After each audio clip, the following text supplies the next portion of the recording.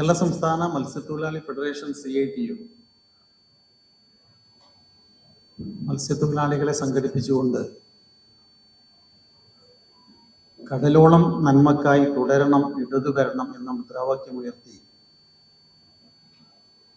ഈ മാസം 28-ന് വൈകുന്നേരം 5 മണിക്ക് തിരുവനന്തപുരത്ത് പൂന്തുറയിൽ മത്സ്യത്തൊഴിലാളി മഹാസംഗമം സംഘടിപ്പിക്കുകയാണ്. കേരളത്തിൻ്റെ ആരാധ്യനായ മുഖ്യമന്ത്രി സഖാവ് പിണറായി വിജയൻ ഈ മഹാസംഗമം ഔപചാരികമായി ഉദ്ഘാടനം ചെയ്യും. സമ്മേളനത്തിൽ പങ്കെടുത്തുകൊണ്ട് ബഹുമാനപ്പെട്ട ഫിഷറീസ് വകുപ്പ് മന്ത്രി സജി ചെറിയാൻ, ബഹുമാനപ്പെട്ട വിദ്യാഭ്യാസ വകുപ്പ് മന്ത്രി വി ശിവൻകുട്ടി, CITUവിൻ്റെ സംസ്ഥാന പ്രസിഡന്റും LDF കൺവീനറുമായ സഖാവ് TP രാമകൃഷ്ണൻ, CPIM-ന്റെ ജില്ലാ സെക്രട്ടറി സഖാവ് V ജോയ് MLA, സഖാവ് JN Babu, Pulluvila Stanley, T മനോഹരൻ, C Lenin, E Kennedy, Clinus Rosario, S Nagappan, ഇങ്ങനെ CITUവിൻ്റെയും മത്സ്യത്തൊഴിലാളി ഫെഡറേഷൻ്റെയും സംസ്ഥാന നേതാക്കന്മാർ പങ്കെടുക്കുന്ന മഹാസംഗമമാണ്. 15,000 മത്സ്യത്തൊഴിലാളികളെ സംഘടിപ്പിച്ചുകൊണ്ടാണ് ഈ മഹാസംഗമം ഇവിടെ സംഘടിപ്പിക്കുന്നത്. മത്സ്യത്തൊഴിലാളി മേഖല കേന്ദ്ര ഗവൺമെന്റ് തുടരുന്ന സമീപനത്തിന്റെ ഭാഗമായി പ്രയാസം നേരിടുന്ന കാലഘട്ടമാണ്.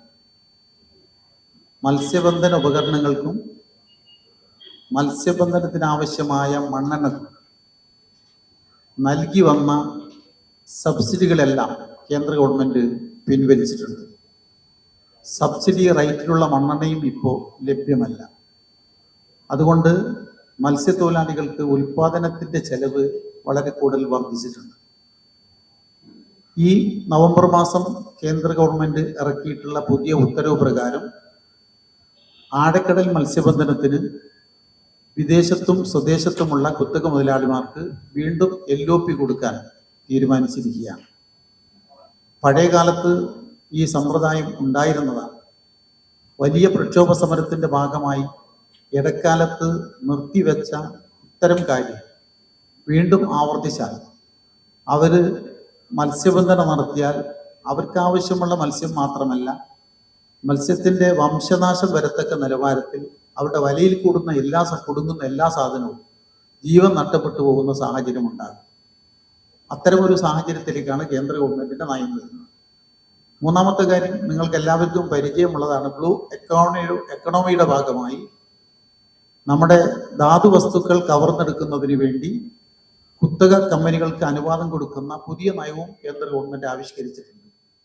നിർഭാഗ്യവശാൽ ടെൻഡർ വിളിച്ചപ്പോൾ കേരളത്തിന്റെ തീരക്കടലിൽ നിന്നും ആഴക്കടലിൽ നിന്നും അത്തരം വസ്തുക്കൾ കവർന്നെടുക്കുന്നതിന് വേണ്ടിയുള്ള ലൈസൻസ് ആരും നേടുന്നതിന് വേണ്ടിയുള്ള പ്രവർത്തനത്തിൽ ഏർപ്പെട്ടിട്ടില്ല എന്നുള്ളത് കൊണ്ടാണ് തൽക്കാലം നമ്മൾ ഇങ്ങനെ നിൽക്കുന്നത്. അങ്ങനെയാണെങ്കിലും കരയിൽ നിന്ന് ഏറ്റവും അടുത്ത കരയിൽ നിന്ന് മണ്ണെടുക്കുന്നതിന് വേണ്ടിയുള്ള സംരംഭത്തിന് ഇപ്പോൾ കേന്ദ്ര ഗവൺമെന്റ് അനുവാദം കൊടുക്കുന്നു എന്നാണ് അറിയുന്നത്.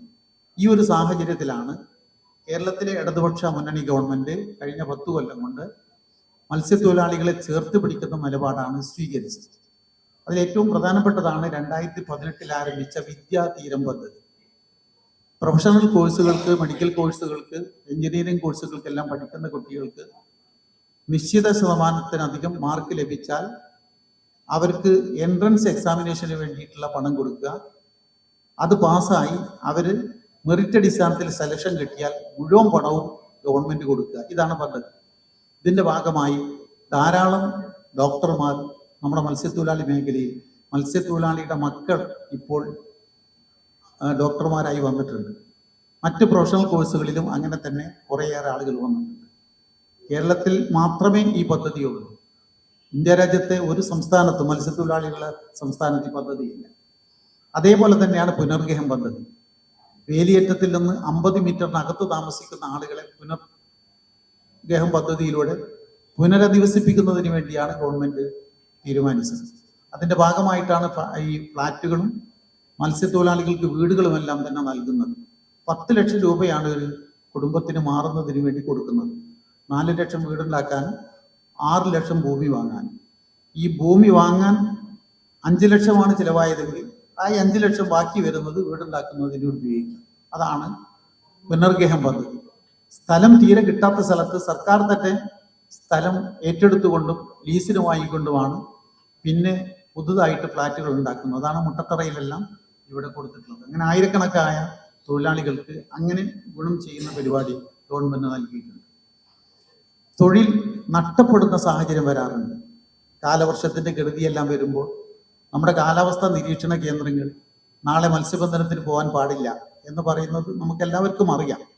അങ്ങനെ വന്നു കഴിഞ്ഞാൽ അതിന് നഷ്ടപരിഹാരം കൊടുക്കുന്ന ഇന്ത്യയിലെ ആദ്യത്തെ സർക്കാരാണ് കേരളത്തിലെ ഇടതുപക്ഷ മുന്നണി ഗവൺമെന്റ്.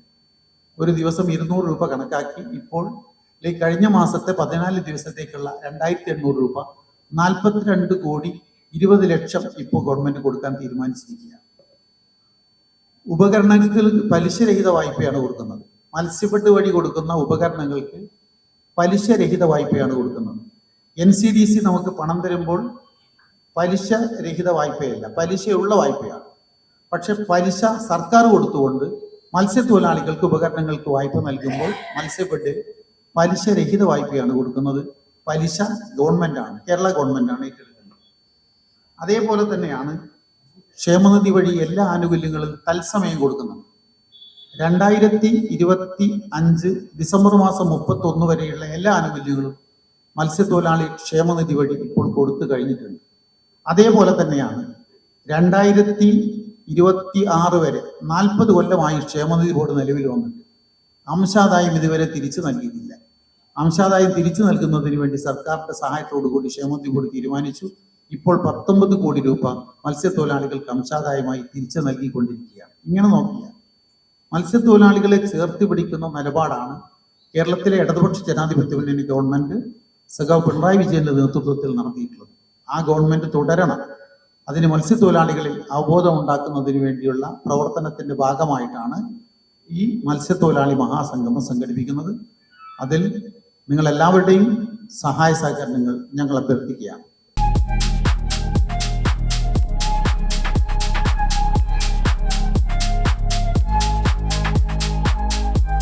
വാഗമൺ സ്പൈസസ്. വാഗമണിലെ എല്ലാ ഒറിജിനൽ പ്രോഡക്ട്സും തിരുവനന്തപുരത്ത് ഒരു കുടക്കീഴിൽ ജ്യോതിപുരം ഫുഡ് സേഫ്റ്റി ഓഫീസിന്റെ മുൻവശത്ത്. കശുവണ്ടി, കുരുമുളക്, ഗ്രാമ്പു, ഏലക്ക, പട്ട, കാഷ്യൂനട്ട്, നട്ട്സ്, ആൽമണ്ട് എന്നിവയെല്ലാം ഇവിടെ ലഭ്യമാണ്.